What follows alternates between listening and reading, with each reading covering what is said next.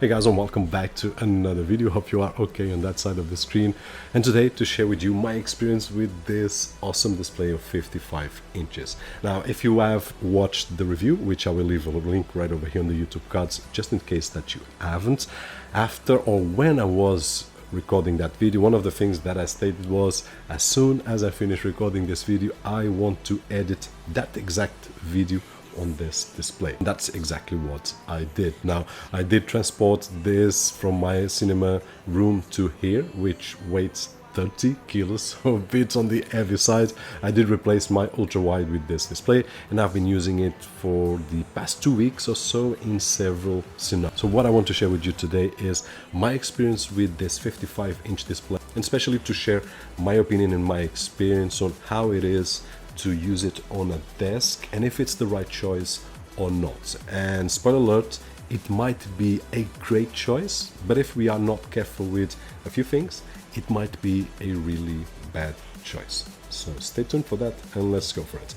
Now, the ways that I've been using it for the past 2 weeks are, I did start on my cinema space as a gaming monitor slash TV using the Xbox, for example, new generation console with my kids and so on and so forth, where I'm distant from the screen, and in that particular scenario it's a great experience, really awesome. I did share that on my review. It's not an IPS panel, it's a VA panel with great colors, great reproduction, and of course on angles we will lose against an IPS, but we have a lot to win, 144 Hz and things like that. I also played as a gaming monitor with a PC, but maintaining a distance. I did place a desk near the couch and maintaining a distance. The experience is really awesome on 144 Hz, really great. After that, I did start using here as a desk monitor, as an everyday monitor, especially to edit videos, and editing videos really near to my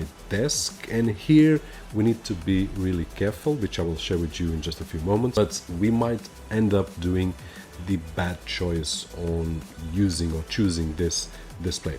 I also tried using it in a more relaxed way, playing console games, but lowering my chair, putting my feet on the desk, and then just enjoying a game on the Xbox, for example, which was, by the way, a great experience. Just an excuse to make a break or something like that. I also did try that on PC games, but using it on my desk, so a lot closer to, and here it is, another example that might not be the great choice if we are not careful with a few things, but the experience was awesome as well. Now, media consumption in a relaxed way, similar to what I did with the Xbox. I did lower my chair, put my feet on the desk, and then just relax, and what might happen is I will fall asleep, because that's what I do when I stop working and just sit down to chill out on a couch. And lastly, I did mimic a scenario where you have this display on a desk, but you have a space like a couch nearby, and you will use it as a multimedia consumption device. Now, I did try to mimic what we have sometimes on teenager rooms. You have a desk where you will do your homework and you will do some gaming and so on and so forth, but you will also have your bed. Well, you will lay down and watch TV. So why have two devices, TV plus a display? Probably none of them will be a great choice, because the TV probably will be a cheaper TV and the display will be a cheaper display, when we can have something great that can be used both ways, to play games in an awesome way and then to watch multimedia when you are laying down. So that was the scenario. Lastly, that I wanted to cover and see how comfortable it was. And if you have a scenario such as that one, for a room or for somewhere that you have a desk where you can maintain some distance, which we will talk that in just a few moments, but you also have a space where you will lie down and enjoy some multimedia, then this is a great choice without question whatsoever. On the other hand, if you have a space such as this where you will be working exclusively on the desk, then to make the right choice, we will need to take a few steps and have in mind a few things. Now, one of the greatest advantages of this display is obviously the size. 55 inches, just awesome. I can have everything right over here in terms of editing videos and browsing the web. For example, I can open the app fully, so I can take advantage of the full real estate of the screen and then just put it back on its size and change to another app and so on and so forth. I can use it on several ways, but it is a great advantage. And honestly, it makes me wonder why I did choose my 49 inches Dell, which I love, but it's like a display such as this one, but sliced. So today I would have a lot of questions before deciding between one and another. And if you are wondering which one, in a few days I will do a comparison between 3 of the displays that I've got right over here, so that hopefully I can help to choose the right display for the right scenario. Getting back to the distance, and you have a lot of things on the web that will let you know which is the standard distance to be from a display, but I would say, and measuring, that 90 centimeters to 1 meter is the distance that I would be comfortable right over here. And comfortable in 2 ways. First of all, the distance that I can edit videos and I can see what's on the 4 corners of the screen without moving my head too much, which is something that I do notice. If I'm close enough like this to work, I will be moving my head, and for 1 hour probably that will be okay, but for a few hours, which is what I spend right over here, actually more than a few, at the end of the day you will feel that your neck is not comfortable. So I should be with my back straight or comfortable, as you want to call it, and then my head should not move that much. And for that to happen, I will have to be somewhere around right over here. So this is 90-ish centimeters to 1 meter. Right over here, I would be in a comfortable position.